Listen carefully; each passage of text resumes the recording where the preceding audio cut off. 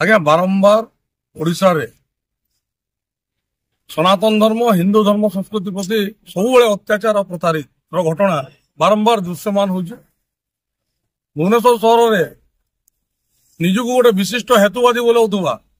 निजर प्रचार करुवा व्यक्ति प्रतापथ बोली गोटे व्यक्ति विशेष अच्छी आपण मैंने जानिथिबे से व्यक्ति जनक दीर्घ 8 ରୁ 10 वर्ष है भुवनेश्वर सहर तथा ओडिशा रे बुली बुली प्रचार कर हिंदू धर्म बाबद अपशब्द लगे प्रचार कर हिंदू देवादेवी पूजा पर्व पर्वाणी थी से दिन से बिरियानी करके लोक खावा बंटन कर आज्ञा देखिए विभिन्न समय से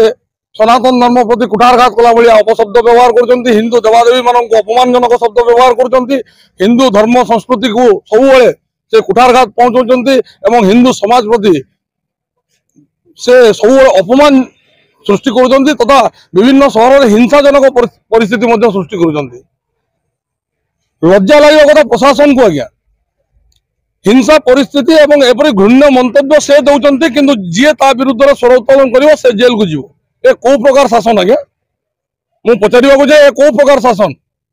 सी जेल भितर रहा कथा सी घर बसिक बिरियानी खाइब आ जी ता विरोध स्वर उत्तोलन कर जेल जीव विगत दिन देखिए विगत चंद्रग्रहण समय भुवनेश्वर सहर में गोटे अप्रीतिकर परिस्थिति सृष्टि होता किसी हिंदू भाई मान जेल को निगला गिरफ करके तार सृष्टिकर्ता से निजे थे आज्ञा से जन बेधर्मी लोक आज्ञा हिंदू परिवार जन्म ग्रहण कर हिंदू औरसरू जन्म होती किंतु सब हिंदू विरोधी मंतव्य आपड़ जब धर्म को मानुना आपड़ जब ठाकुर को मानुना आप चुप निज घर बसुना आज्ञा आपन किए अधिकार देती आप अन्न को कहीं प्रवर्ताइबे आपण अन्य मानू कहीं प्रकार अपप्रचार करेंगे विभिन्न समय से प्रकार अपप्रचार करने पर विगत चंद्रग्रहण समय जो घटना घटी भुवनेश्वर सहर में ता परवर्ती समय से पुणी विभिन्न न्यूज चैनल को जाकर मंतव्य रखिंट हिंदू संस्कृति परंपरा विरुद्ध रे सनातन धर्म विरुद्ध रे हिंदू समाज विरुद्ध रे हिंदू देवादेवी को से अपमानजनक शब्द व्यवहार कर विरुद्ध रे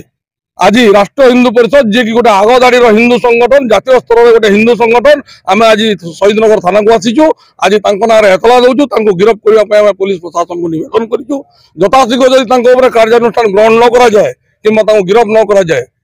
ताहले आम निश्चित रूप से आंदोलन करूँ दृढ़ आंदोलन करूँ तीव्र आंदोलन करूँ दरकार पड़े हिंसात्मक आंदोलन करूँ से लोक जेल भितर रही आवश्यकता रही है।